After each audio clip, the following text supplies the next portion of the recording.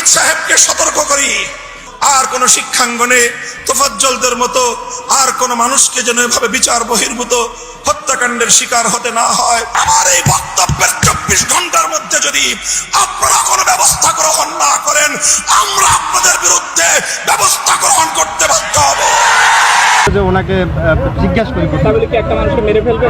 Just শুধু আবেগের বসে আমার যে ফোনটা হারাইছে ভাই। আমি মনে করি গতকালে যে ফজলুল হক মুসলিম হলে ঢাকা বিশ্ব ইতিহাসে যে একটা নেককারজনক একটা ঘটনা ঘটলো, বলে একজন ব্যক্তিকে চোর হিসেবে মনে করে, যে কিনা আসলে মানসিকভাবে ভারসাম্যহীন আমরা পরে জানতে পেরেছি।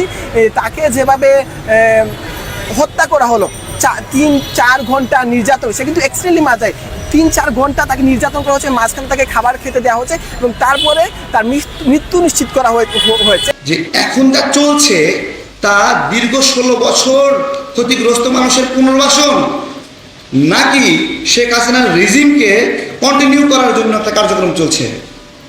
কেন বলছি, যেই ডিসিগুলোকে জেলায় জেলায় নিয়োগ দিল, যারা কিনা আওয়ামী ডিসি নামে পরিচিত, তাদেরকে নিয়োগ দেওয়াই হয়েছে বিএনপি জামাত সহ আমরা যারা বিরোধী রাজনীতি করি আমাদেরকে ট্যাকেল দেওয়ার জন্য। আসসালামু আলাইকুম দর্শক, এইমাত্র পাওয়া গরম খবর। দর্শক শ্রোতা, আপনারা সকলেই অবগত আছেন, ঢাকা বিশ্ববিদ্যালয়ের ফজলুল হক হলে একজন মানসিক ভারসাম্যহীন ব্যক্তিকে পিটিয়ে হত্যা করেছে দুর্বৃত্তরা। এই হত্যা নিয়ে বের হয়ে আসছে একের পর এক চাঞ্চল্যকর তথ্য, যা জানলে আপনারা অবাক হতে বাধ্য হবেন। তো দর্শক শ্রোতা, চলুন আর কথা না বাড়িয়ে বিস্তারিত দেখে আসি। এই তথ্য উপদেষ্টা নাহিদ সাহেবকে সতর্ক করি, তোফাজ্জলদের মতো আর কোন মানুষকে যেন এভাবে বিচার বহির্ভূত হত্যাকাণ্ডের শিকার হতে না হয়। আমার এই বক্তব্যের 24 ঘন্টার মধ্যে যদি আপনারা কোনো ব্যবস্থা গ্রহণ না করেন, আমরা আপনাদের বিরুদ্ধে ব্যবস্থা গ্রহণ করতে বাধ্য হব।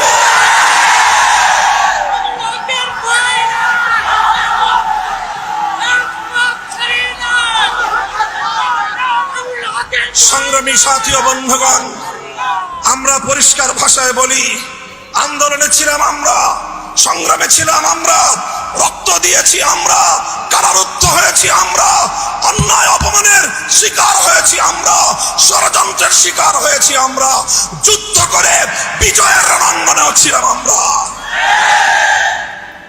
এখন সম্মিলিতভাবে এই রাষ্ট্রটাকে এগিয়ে নেওয়ার দায়িত্ব আমাদের। আমরা সহযোগিতা করতে চাই, গায়ে পড়ে সহযোগিতা করতে চাই। আমাদের গায়ে পড়ে সহযোগিতা যদি পায়ে ঠেলতে চান, সে পা ভেঙে গুড়িয়ে দিতে এক মুহূর্ত আমরা বিলম্ব করব না। আল্লাহ পাক রব্বুল আলামিন এই বাংলাদেশকে একটি সুন্দর, সমৃদ্ধশালী একটি বাংলাদেশ হিসেবে এগিয়ে নেওয়ার তৌফিক দান করুন। আমরা পরিষ্কার ভাষায় বলি, আমরা ইসলামী রাজনীতি করি, এদেশে খেলাফত রাষ্ট্র ব্যবস্থা প্রতিষ্ঠার জন্যই আমাদের জীবন যৌবনকে আমরা উৎসর্গ করতে চাই। আপনারা কে কি রাজনীতি করবেন আপনাদের বিষয়। আমরা আমাদের আদর্শ আপনাদের উপর জোর করে চাপিয়ে দিতে চাই না, কিন্তু আমাদের রাজনীতির প্রতি যদি কেউ বৈষম্যমূলক দৃষ্টিভঙ্গি নিয়ে তাকাবার চেষ্টা করেন, চোখ উপড়ে ফেলবো। আমরা কারো করুণা চাই না, অধিকার চাই। ভিক্ষা চাই না, আমরা অধিকার চাই। অধিকার যদি সহজে না দেয়, অধিকার আদায় করে নিতে পারি আমরা। রক্তের প্রয়োজন হলে রক্ত দেই, অধিকার আমরা আদায় করে নেই। আমাদের এই কথাগুলো, আমাদের অবস্থান এবং আমাদের এই বাংলাদেশের গণমানুষের সঙ্গে আমাদের রিলেশনটাকে নতুন করে পড়ে নিবেন। যদি কেউ যদি আমাদের ব্যাপারে অন্য কোনো ভাবনা ভাবতে চান, তাহলে আপনাদেরকে রাজপথে মোকাবেলার দাওয়াত থাকলো। সংগ্রামী সাথী ও বন্ধুগণ, একটি সুন্দর বাংলাদেশ গড়ে উঠুক, বৈষম্যহীন বাংলাদেশ গড়ে উঠুক, আর কোন শিক্ষাঙ্গনে তোফাজ্জলদের মতো আর কোন মানুষকে যেন এভাবে বিচার বহির্ভূত হত্যাকাণ্ডের শিকার হতে না হয়। সকল বিচার বহির্ভূত হত্যাকাণ্ডগুলোকে তদন্তপূর্বক প্রকৃত দোষীদের বিরুদ্ধে ব্যবস্থা গ্রহণের দাবি জানিয়ে একটি সুন্দর, সুশৃঙ্খল, উপনিবেশহীন, উপনিবেশবাদহীন, উপনিবেশবাদ মুক্ত, স্বাধীন একটি স্বনির্ভর জাতি গঠনের জন্য যা যা করতে হয় তা করার জন্য আহ্বান এবং তার সহযোগিতার আহ্বান জানিয়ে বক্তব্য শেষ করলাম। একটা রাজনৈতিক দলের কর্মী যখন প্রশিক্ষিত হয়, দেখেন আমরা বাংলা ছাত্রলীগ আওয়ামী লীগ যখন ক্ষমতা আসে 2009 সাল থেকে, আমরা এর আগে ইতিহাস চাই না, আমরা দেখেছি 2009 সালে আমার বয়স নয়, তখন থেকে দেখেছি যে তারা এই যে একটা ত্রাসের রাজত্ব কায়েম করছে। তারা হচ্ছে প্রতিটা ক্যাম্পাসে বা প্রতিটা এলাকায় হচ্ছে সন্ত্রাসের রাজত্ব কায়েম করছে। তো তারা কিন্তু একজন পশু হিসেবে কিন্তু তারা খুব অনেক মাছ ওয়েল ট্রেন্ড, যেটা হচ্ছে সাধারণ শিক্ষার্থী না। তো যখন একজন ছাত্রলীগ একটা সংগঠনের একটা যে ইতিপূর্বে সে ট্রেনিং নিয়েছে এবং সেটা বাস্তবায়ন করেছে, যখন সে জুলাই গণঅভ্যুত্থানে হাজার হাজার সাধারণ শিক্ষার্থীদের উপর আক্রমণ চালিয়েছে, পাশবিক হামলা চালিয়েছে, নির্যাতন করেছে, তো সে কিন্তু খুব ভালো করে জানে যে কীভাবে তার পাশবিক আচরণের বহিঃপ্রকাশ করতে হবে। তো সে যখন এই ধরনের একটা ঘটনা ঘটাইতে যায়, তখন সাধারণ শিক্ষার্থীরা কিন্তু সেখানে যখন ছাত্রলীগের কেউ থাকে, সেখানে যখন সন্ত্রাসী কেউ থাকে, তখন সাধারণ বাকি যারা শিক্ষার্থী আছে তারা কিন্তু এদের কাছে একটু অসহায় হয়ে পড়ে, তারা কিন্তু এদের মতো ইনফ্লুয়েন্সড হয়ে যায়। তো আমি মনে করি গতকাল যে ফজলুল হক মুসলিম হলে ঢাকা বিশ্ব ইতিহাসে যে একটা নেককারজনক একটা ঘটনা ঘটলো, হলে একজন ব্যক্তিকে চোর হিসেবে মনে করে, যে কিনা আসলে মানসিকভাবে ভারসাম্যহীন আমরা পরে জানতে পেরেছি, তাকে যেভাবে হত্যা করা হলো, 3-4 ঘন্টা নির্যাতন, সে কিন্তু এক্সট্রিমলি মারা যায়, 3-4 ঘন্টা তাকে নির্যাতন করা হচ্ছে, মাঝখানে তাকে খাবার খেতে দেওয়া হচ্ছে এবং তারপরে তার মৃত্যু নিশ্চিত করা হয়েছে। তো সেটা অবশ্যই একটা সন্ত্রাসী কর্মকাণ্ড, সেটা একটা পাশবিক কর্মকাণ্ড। এবং সেখানে আমরা দেখেছি যে সেখানে এফএক্স হল ছাত্রলীগের সাবেক বিজ্ঞান ও প্রযুক্তি সম্পাদক খুব সুন্দর জালাল নাম, সে উপস্থিত ছিল এবং সে যে মারামারিতে সে কিন্তু নেতৃত্ব দিয়েছিল। তো আমার কাছে মনে হয় না যে কোনো একটা কোনো ক্রিমিনাল ছাড়া কোনো সাধারণ শিক্ষার্থী এই ধরনের কর্মকাণ্ড করতে পারে। এই আন্দোলন আমি বিশ্বাস করি ফেসিবাদের যে প্রেতাত্মা এখনো বিভিন্ন হলে পুনর্বাসিত হয়েছে, বিভিন্ন মাধ্যমে তারা এখনো রয়ে গেছে, দেশে রয়ে গেছে, ঢাকা বিশ্ববিদ্যালয়ের প্রতিটা হলে। যে এখানে তো ছাত্রলীগের লোকরা ছিল বুঝলাম, তো এখানে তো সাধারণ শিক্ষার্থীরাও ছিল, তো তারা কেন জিনিসটা রুখে দাঁড়ালো না বা তারা কেন প্রতিবাদ করলো না? এখন তো ছাত্রলীগ ক্ষমতায় নাই। আমি যেটা বলছিলাম, এখনো কিন্তু হলগুলোতে ছাত্রলীগে কিন্তু রয়ে গেছে, তারা হচ্ছে 5 তারিখে 4 তারিখে ডিপি লাল করেছে, কিংবা অনেকে দেখা গেছে যে 5 তারিখে আন্দোলন শেখ হাসিনা সরকারের শেখ হাসিনা পালিয়ে যাওয়ার পর হচ্ছে বিভিন্ন জায়গায় ট্রাফিক কন্ট্রোল করে ওরা বিপ্লবী সেজে গেছে। তো তারা তারপর হচ্ছে ক্ষমা চেয়ে তারা বিভিন্ন হলে এখনো অবস্থান করছে এবং তারাই এই হত্যাকাণ্ড সংগঠিত করেছে। আমার দৃঢ় বিশ্বাস।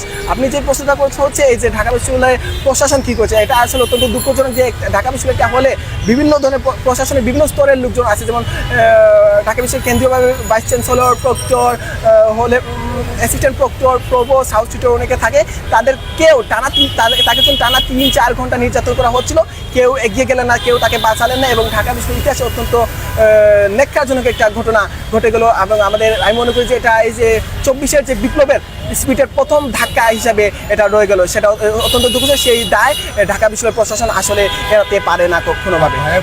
দেখেন এই জায়গায় অর্গানাইজ একটা ক্রিমিনাল গ্যাং থাকে, তখন তাদেরকে প্রতিহত করাটা টাফ হয়ে যায়। আমি মনে করি এখনও ঢাকা বিশ্ববিদ্যালয় বিভিন্ন হলে ছাত্রলীগ সংগঠিতভাবে এখনও রয়ে গেছে, তাদের তারা রয়ে গেছে, তাদের সেই সব স্বৈরাচারের দূষণদেরকে আমি বিশ্বাস করি তাদেরকে ঢাকা বিশ্ববিদ্যালয়ের সাধারণ শিক্ষার্থীরা ইউনাইটেডলি তাদেরকে রুখে দিতে হবে, না হলে এই ধরনের হত্যাকাণ্ডের ঘটনা, এই ধরনের নির্যাতনের ঘটনা ঢাকা বিশ্ববিদ্যালয়ে আরও ঘটতে থাকবে, দেশের বিভিন্ন ক্যাম্পাসে সেটা ছড়িয়ে পড়বে। তো দর্শক শ্রোতা, আশা করি পুরো ভিডিওটি দেখেছেন এবং সবকিছু বুঝতে পেরেছেন। এ বিষয় নিয়ে যদি আপনাদের কোনো মন্তব্য থেকে থাকে, আপনাদের মূল্যবান মন্তব্য অবশ্যই কমেন্ট সেকশনে জানিয়ে দিবেন। তো দর্শক শ্রোতা, এবার চলুন আরো একটি ভিডিও ফুটেজ আমরা দেখে আসি। 2019 সালের ফেসবুক পোস্টে ডক্টর আসিফ নজরুল স্যার বিস্ময় প্রকাশ করে বললেন 500 টন ইলিশ দিবে শেখ হাসিনা ভারতকে। তো 500 টন মানে বিস্ময় প্রকাশ করেছিলেন। আজকে তাদের সরকারি 3000 টন ইলিশ দেওয়ার জন্য বলছে। মানে আমরা তাদের কাছ থেকে আবার আশা করব হাসিনার রেখে যাওয়া ভঙ্গুর অর্থনীতি তারা মেরামত করবে। কেন বলছি, কেন মানে করবেই না কেন সেটা বলছি। বিধানচন্দ্র রায় 2023 সালেও তিনি মানসিক হাসপাতালের পরিচালক ছিলেন। তার মানে কি, ফ্যাসিবাদের সুবিধাভোগী। তারপরে সুপ্রদীপ চাকমা, তিনিও ওই সময়ের দিকেই পার্বত্য উন্নয়ন বোর্ডের প্রধান ছিলেন, হাসিনার ফ্যাসিবাদের বেনিফিশিয়ারি। আমি তো সবাইকে চিনি না, মানে পুরোটা আমার কাছে এরকম মনে হচ্ছে যে হাসিনার রেজিমের অনেকগুলো বেনিফিশিয়ারি এখানে আছে, কিন্তু হাসিনার রেজিমের দ্বারা মারাত্মকভাবে ক্ষতিগ্রস্ত কেউ এখানে নাই, কেউ নাই। কেন এটা খুঁজতেছি? রক্ত না ঝরলে রক্তের প্রতি মায়া তৈরি হবে কিভাবে, তাই না? যাদের রক্ত ঝরলো তাদের প্রতিনিধি যদি সরকারে না থাকে, তাহলে রক্ত ঝরলো যাদের, তাদের প্রতি মায়া তো থাকবে না, স্বাভাবিক। মায়া নাই বলেই তো এতগুলো ডিসিকে জেলায় জেলায় নিয়োগ দিল। মায়া থাকলে দিত, বলেন দিত? আমি খুবই আশ্চর্য হয়েছি যে মানে প্রতীকী হিসেবেও তো উপদেষ্টা মণ্ডলীর মধ্যে একজন নিহতের বাবা থাকা উচিত বা মা থাকা উচিত এই গণ অভ্যুত্থানে, প্রতীকী হিসেবে। ধরেন সে অজ্ঞ মূর্খ, যাতে করে এই গণ অভ্যুত্থান বিরোধী কার্যক্রমে সে অন্তত ভেটো দিতে পারে যে আমি এটা মানি না, এটা আমাদের গণ অভ্যুত্থানের সঙ্গে যায় না, তাই না? অত বুদ্ধিমান লোক নাই। কেন এগুলো বলছি বারবার? এই 2 দিন আগে টাটা কোম্পানিকে মেট্রো রেলের বর্ধিত প্রকল্পে দায়িত্ব দেওয়া হলো। টাটা, তা কে দিল? ইউনূস সাহেব দিয়েছে, আসিফ নজরুল সবচেয়ে ক্ষমতাধর ব্যক্তি, সে দিয়েছে, অথবা তরুণদের মধ্যে যদি উপদেষ্টা আছে তারা দিয়েছে নাকি? তো এগুলো আমার কাছে মনে হচ্ছে যে ডক্টর জাফরুল্লাহ স্যারের একটা গণস্বাস্থ্য কমপ্লেক্স আছে, ওইখানে মাঝে মাঝে ক্লাবের মতো করে কিছু ব্যক্তি আড্ডা দিত, ওই আড্ডার ব্যক্তিগুলো সরকার গঠন করছে আমার কাছে মনে হচ্ছে।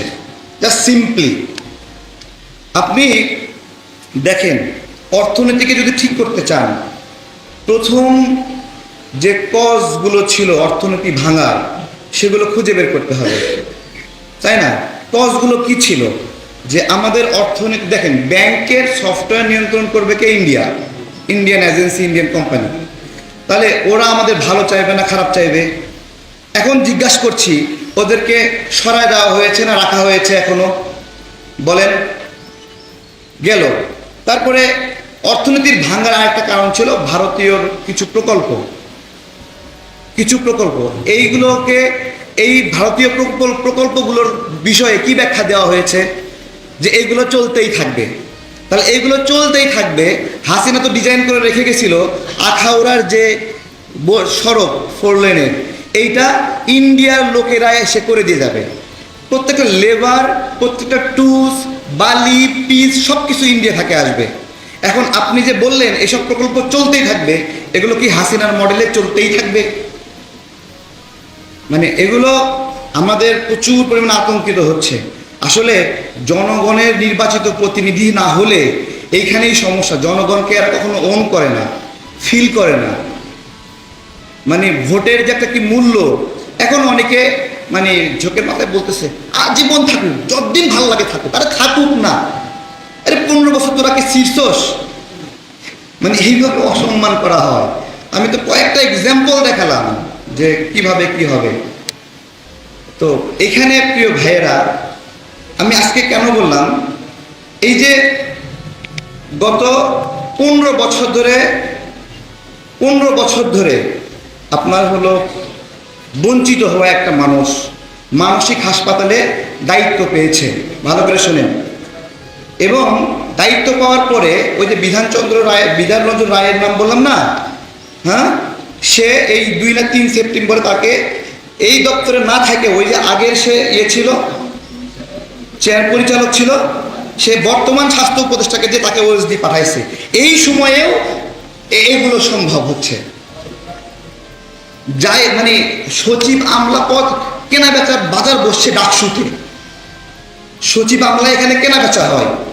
এখানে সার্জিস ফোন দিয়ে সচিবরে বলে, এই তুমি অমুক লোকের সাথে সমস্যা করতেছো কেন?